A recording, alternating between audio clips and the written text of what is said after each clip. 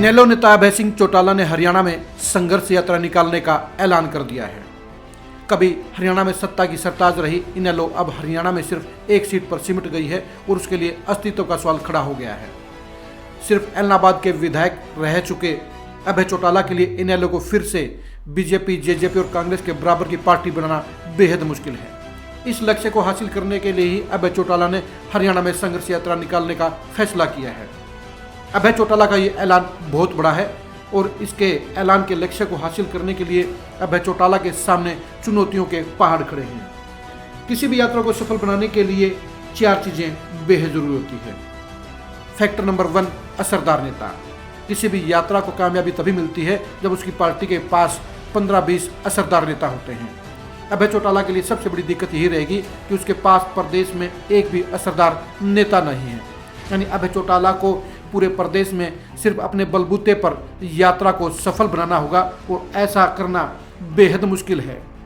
अभय चौटाला के लिए इस यात्रा की कामयाबी अपने बलबूते पर, अपने दमखम पर पूरा करना और सफल बनाना आसान नहीं होगा। Factor number 2, cadre. किसी भी यात्रा को सफल बनाने के लिए कैडर सबसे जरूरी होता है।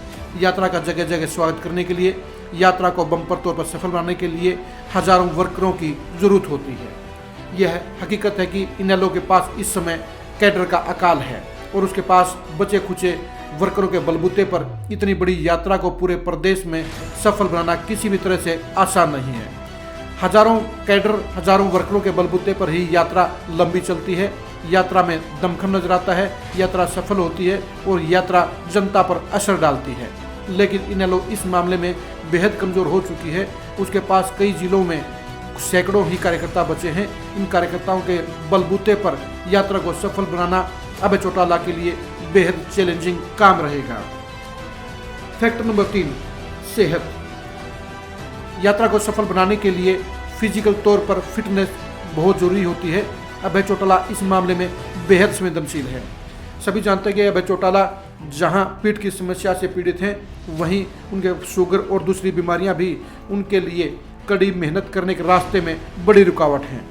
जब सेहत ही साथ नहीं देगी तो अभय चौटाला सड़क पर लंबा रास्ता कैसे तय करेंगे।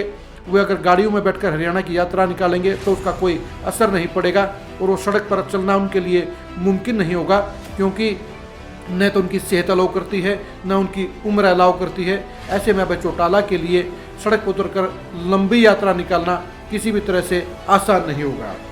Factor number 4, perfect team. यात्रा को सफल बनाने के लिए एक परफेक्ट टीम की जरूरत होती है, लेकिन अभय चौटाला की इनेलो में इस समय परफेक्ट टीम का अभाव है। 1-2 नेताओं के अलावा ऐसी कोई टीम अभय चौटाला के पास नहीं है जो पूरी यात्रा की कारगर रणनीति बना सके, रूपरेखा बना सके, रोड मैप बना सके और उसके कामयाबी के लिए उसमें इवेंट मैनेजमेंट के तौर पर उसमें नए नए प्रयोग कर सके और असरदार तरीके से यात्रा को आगाज के साथ समापन तक ले जा सके। इन 4 कारणों में से एक भी कारण अभय चौटाला के लिए पॉजिटिव नहीं है। सारी नेगेटिविटी के बीच अभय चौटाला के लिए इस यात्रा को सफल बनाना किसी भी तरह से आसान नहीं होगा। अभय चौटाला भी जानते हैं कि यह यात्रा उनकी ज़िंदगी की सबसे कठिन यात्रा होगी और इस यात्रा को सफल बनाने के लिए उन्हें तमाम तरह के प्रयास करने होंगे। यह कड़वी सच्चाई है कि इस समय न तो अभय चौटाला के प्रति पब्लिक में सिंपैथी है, न पॉजिटिविटी है और न ही इनेलो का जनाधार बचा है। इनेलो को लेकर प्रदेश की जनता में यह संदेश जा चुका है कि यह पार्टी डूब रही है और अगले चुनाव में इसके लिए एक विधायक बनाए रखना भी बेहद मुश्किल होगा।